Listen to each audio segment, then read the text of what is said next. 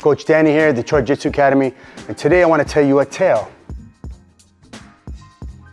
This story is about one of my students walked in the academy recently, and he had like a partial black eye. Half his eye was black, half was not, and he had a big cut on the side of his eye right here.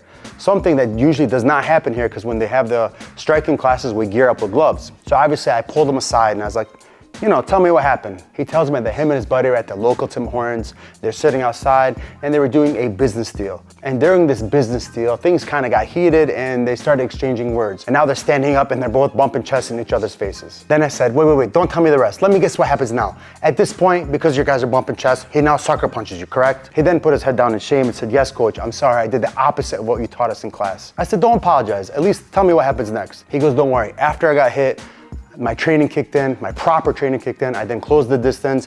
I then grabbed his body, blocked the bicep, took him down, mounted him, smacked him around a couple times, and then he basically said, begged for his life. And then, I guess the story goes on. They both kind of got up and then they exchanged a few more words and they drove in their cars and took off. Not a bad ending, considering that these days most people are quick to pull out their gun or quick to call the police.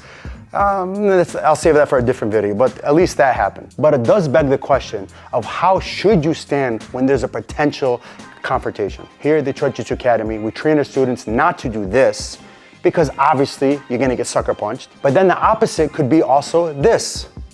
The problem with this stance is now you're screaming, let's fight, and there's no coming back from that. Instead, what you should do, the proper stance in order to defuse the situation but not back down, was what I call the prayer stance. Here, I try to always maintain 3 feet distance from him.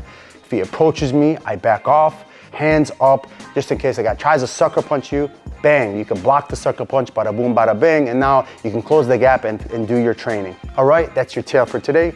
If you want to learn more, come see your boy at the Detroit Jiu-Jitsu Academy right here in the heart of Dearborn. For now, this is Coach Danny. I'm out.